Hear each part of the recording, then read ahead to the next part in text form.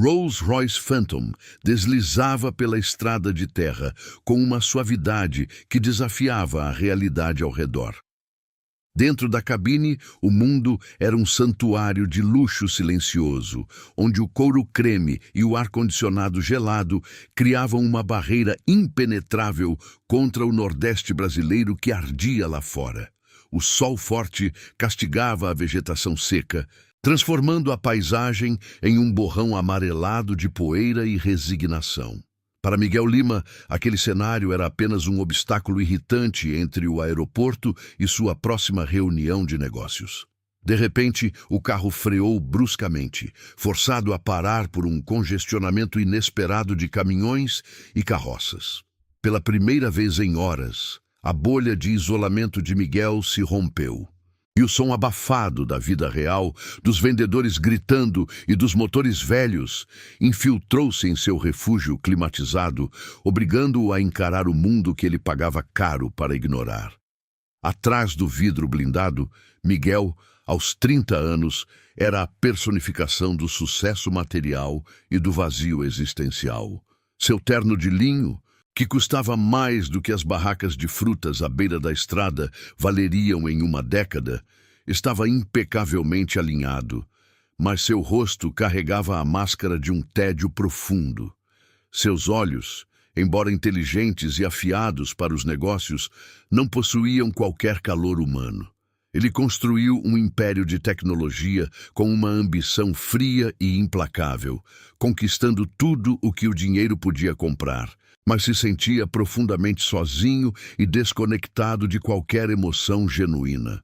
A interrupção no trânsito era apenas mais uma falha em seu cronograma perfeitamente orquestrado, um lembrete frustrante de que nem todo o seu poder poderia controlar o caos do mundo exterior.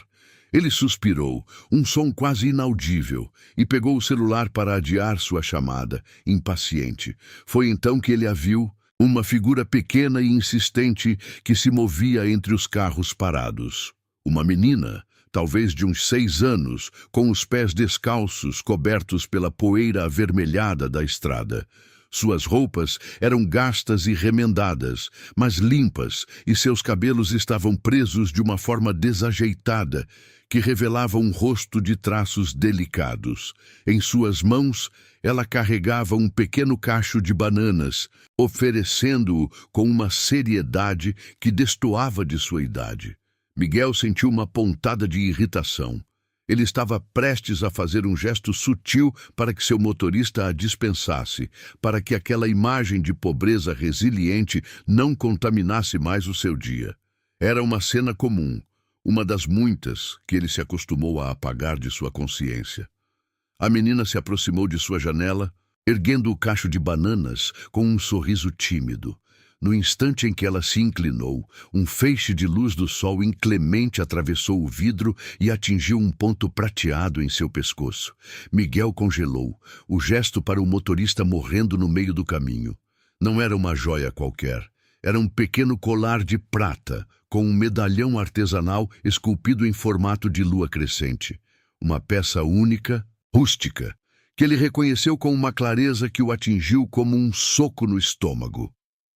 Ele mesmo havia dado aquele colar a uma mulher chamada Sofia, numa noite apaixonada, há exatos 6 anos, antes de desaparecer da vida dela para perseguir a ambição que agora o aprisionava.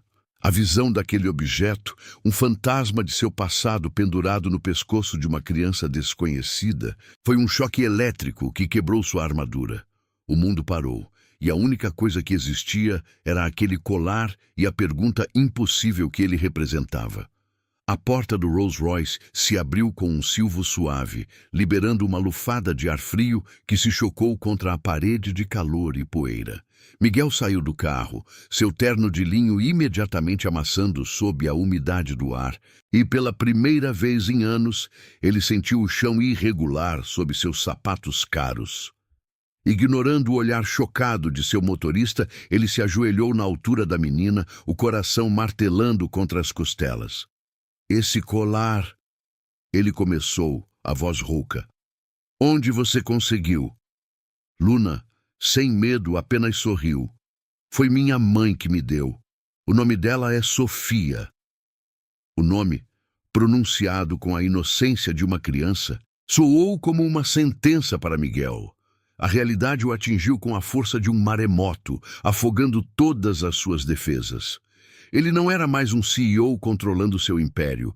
Era apenas um homem encarando o fantasma de uma decisão que ele tomou 6 anos atrás. Luna, percebendo a estranha quietude do homem, simplesmente pegou sua mão e o guiou. A caminhada foi curta, mas para Miguel pareceu uma travessia entre 2 universos distintos. Eles deixaram para trás o asfalto improvisado e entraram em uma pequena vereda de terra batida, passando por casebres de paredes rachadas e telhados de zinco. O cheiro de lenha queimando e de terra molhada preenchia o ar, uma mistura que seus sentidos haviam esquecido. Ele via a vida em sua forma mais crua.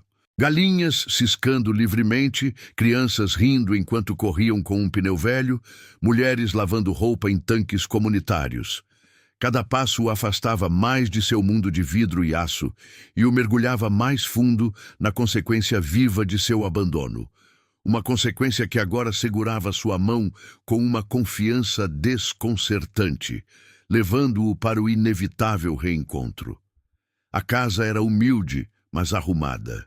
Vasos de planta feitos de latas velhas enfeitavam a entrada, um sinal de cuidado em meio à escassez. Na porta, uma mulher secava as mãos em um pano de prato, seu rosto marcado pelo sol e pelo trabalho, mas ainda carregando a mesma beleza que Miguel lembrava de suas noites febris. Quando Sofia o viu, seu corpo inteiro enrijeceu.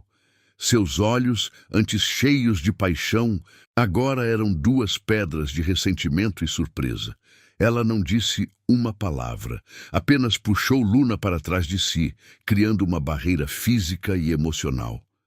O silêncio que se instalou foi mais pesado do que qualquer acusação.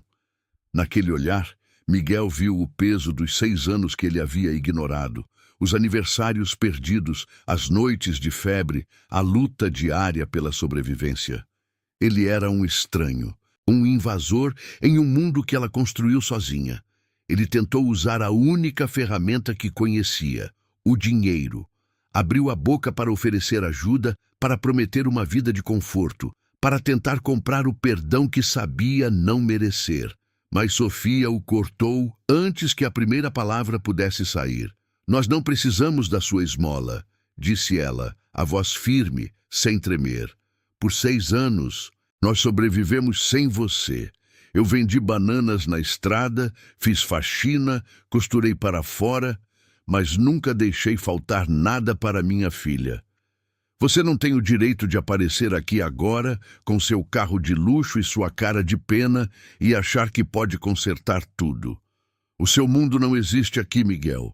Aqui o que vale é a força, e essa é uma coisa que você nunca entendeu.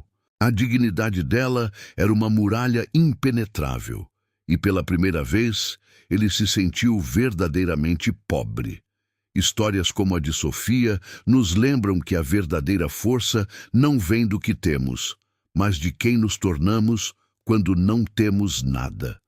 É uma honra poder compartilhar a jornada de uma mulher que, mesmo diante do abandono, construiu um mundo de amor para sua filha.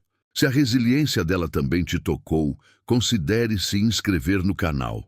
Seu apoio é o que nos permite continuar trazendo à luz essas vozes que merecem ser ouvidas.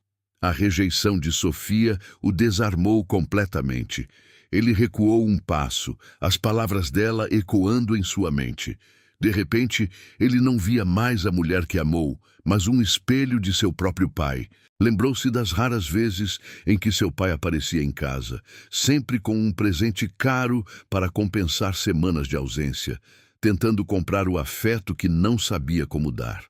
Miguel se viu repetindo o mesmo padrão tóxico, o mesmo erro devastador. O medo que sentiu não era de perder seu império ou sua reputação, mas de ser exatamente igual ao homem que ele jurou nunca se tornar.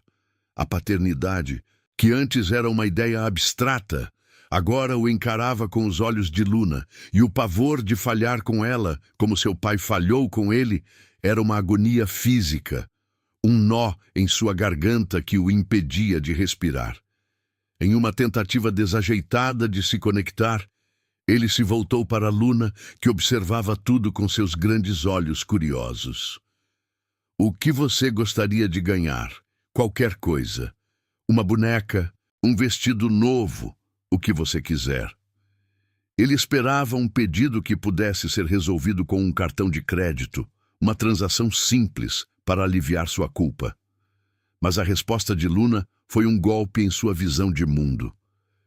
Eu queria que o senhor consertasse o meu balanço, disse ela, apontando para um pneu velho pendurado por uma corda puída em uma árvore. A corda arrebentou. O pedido era tão simples, tão puro, que desnudou a total inadequação de sua riqueza. Ela não queria seus milhões. Ela queria seu tempo, sua presença, seu esforço. Queria um pai, mesmo sem saber que ele era um.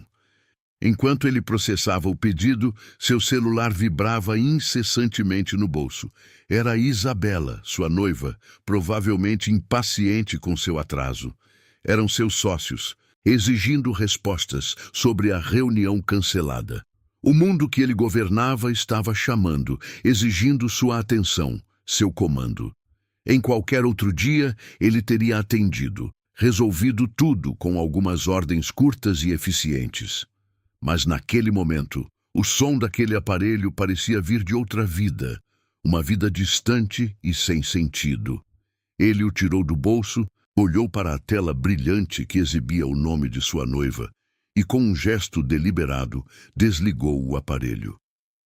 O silêncio que se seguiu foi a decisão mais alta que ele já havia tomado. Ele estava escolhendo ficar. Estava escolhendo aquele chão de terra, aquela casa humilde, aquela realidade desconfortável.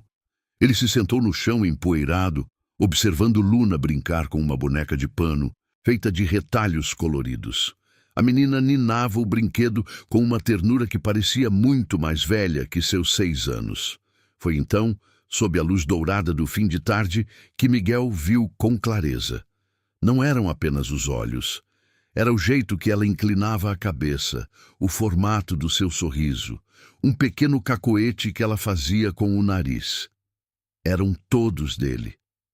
A constatação não foi um cálculo lógico, mas uma onda de calor que subiu por seu peito, uma certeza visceral que o ancorou naquele lugar. Ela era sua filha. O medo ainda estava lá. Um monstro agachado nas sombras de sua mente, mas algo novo e muito mais poderoso começou a crescer.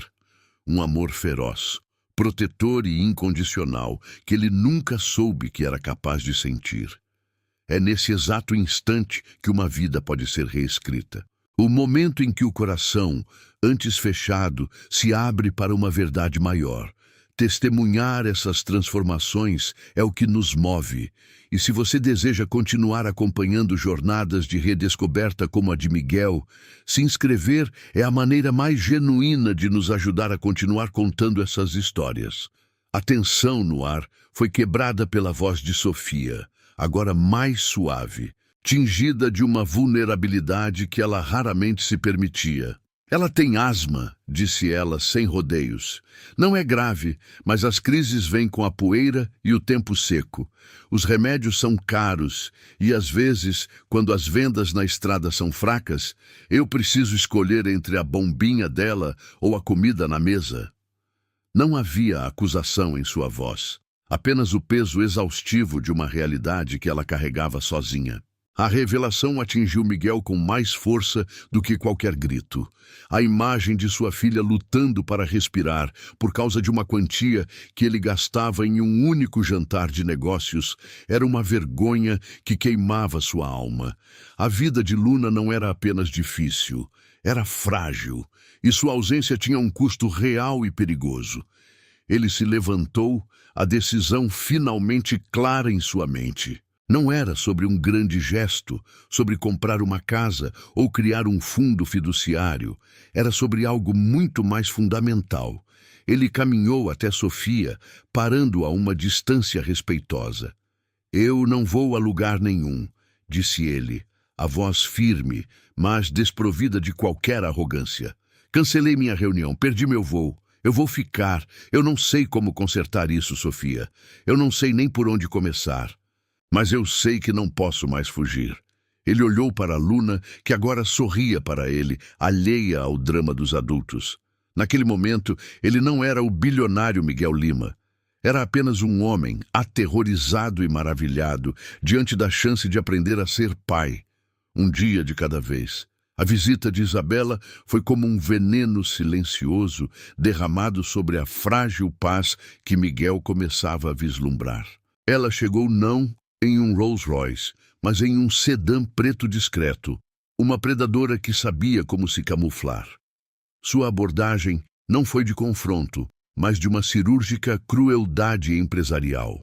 Sentada na humilde sala de Sofia, ela estendeu um cheque com uma quantia que poderia comprar aquela vila inteira, descrevendo-o não como uma ajuda, mas como um acordo de confidencialidade. A oferta, no entanto, era apenas o prelúdio da verdadeira ameaça.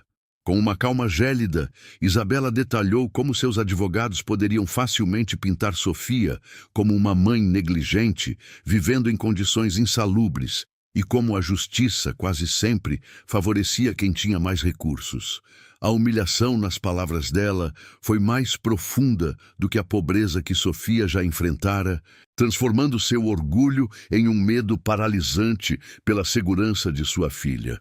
Quando Miguel retornou, trazendo uma corda nova e resistente para o balanço de Luna, encontrou a casa vazia e um silêncio que gritava abandono. Uma pequena mala de roupas não estava mais no canto do quarto, e a boneca de retalhos de Luna havia sumido. O desespero o atingiu como uma força física, tirando-lhe o ar. Ele correu para fora, o coração batendo descontroladamente, chamando por elas em um mundo que agora parecia vasto e hostil. Naquele instante, o império que construiu, as ações, os contratos milionários, tudo se desfez em pó. Ele finalmente compreendeu a verdade aterrorizante de seu trauma. Perder tudo não era sobre falir financeiramente. Era sobre o eco de seus próprios passos em uma casa vazia. Era sobre o silêncio, onde antes havia o riso de uma criança. A possibilidade de perder Luna não era um risco de negócio.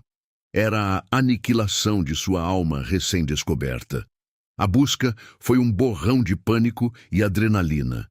Ele não delegou a tarefa, não acionou contatos. Era ele, sozinho, dirigindo o Rolls Royce pelas estradas de terra como um louco, levantando nuvens de poeira. O carro de luxo parecendo um animal deslocado e grotesco naquela paisagem de necessidade.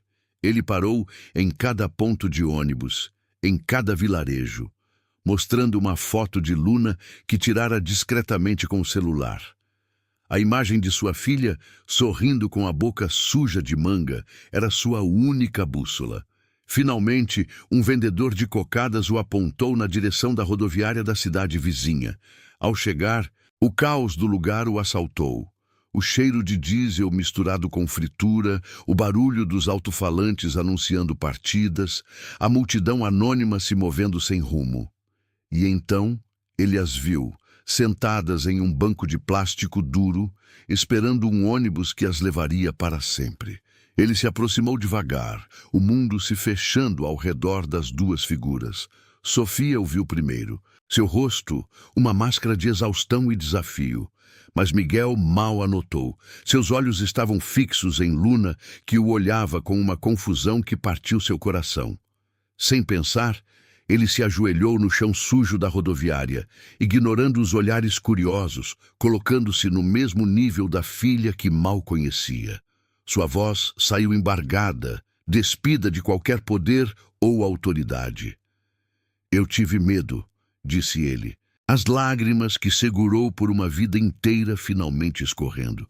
Medo de não ser um bom pai, como o meu não foi para mim. Mas o medo de perder você é maior do que qualquer outro medo que eu já senti. Me perdoa. Por favor, Me deixa tentar? Cada palavra era um pedaço de sua armadura se quebrando no chão. Levantando-se, ele se virou para Sofia, cujo rosto agora refletia um choque atônito. A muralha de ressentimento dela começava a rachar diante daquela vulnerabilidade crua.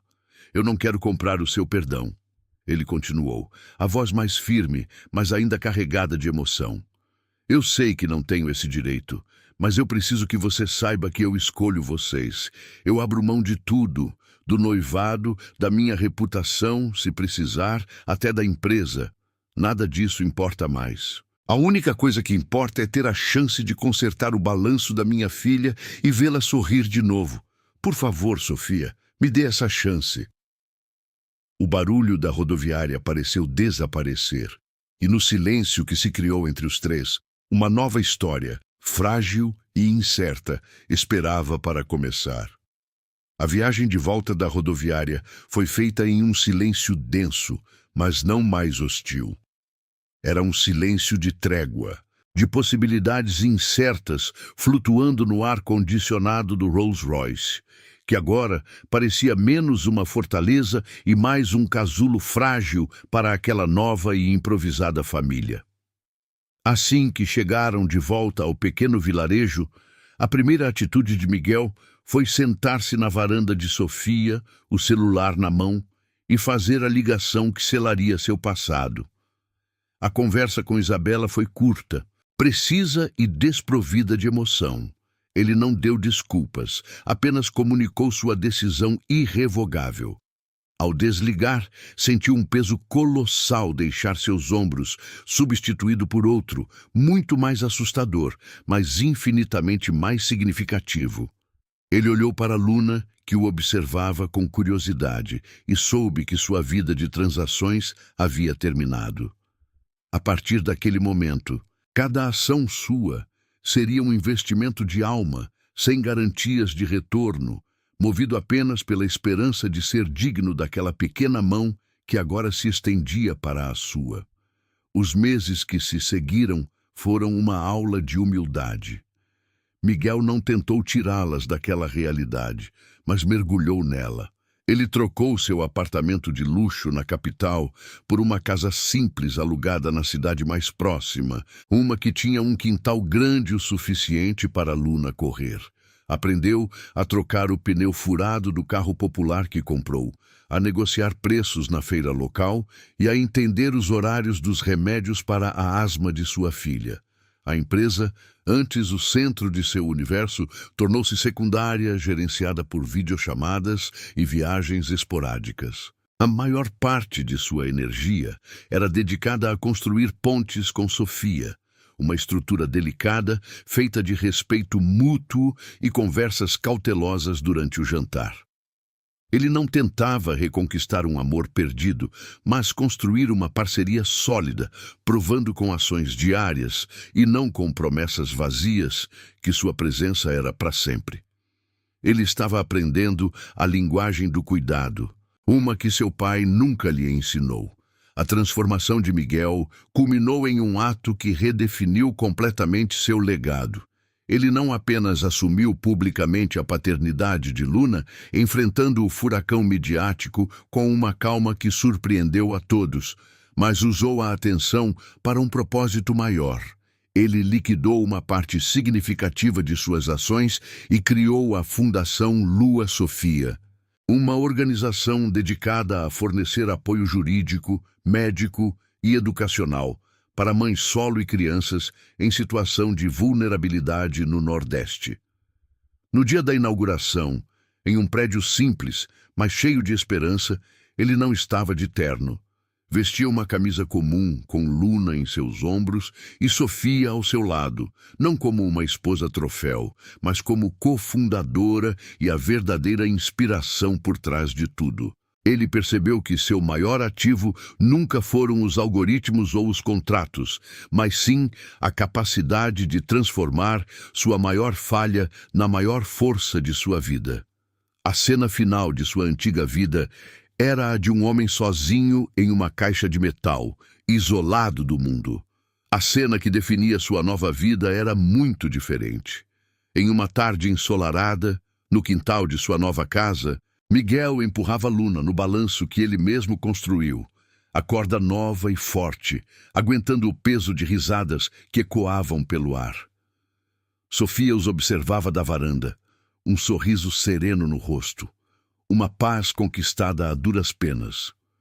O homem que antes buscava conquistar o mundo, agora encontrava o universo inteiro no voo daquele balanço, no brilho dos olhos de sua filha. Ele finalmente entendeu que um legado não é o que você deixa para as pessoas, mas o que você deixa dentro delas. Ver uma vida encontrar seu verdadeiro norte é um privilégio, e é por isso que a sua inscrição é tão importante. Ela nos permite continuar a navegar por essas jornadas e compartilhar a esperança que encontramos no caminho.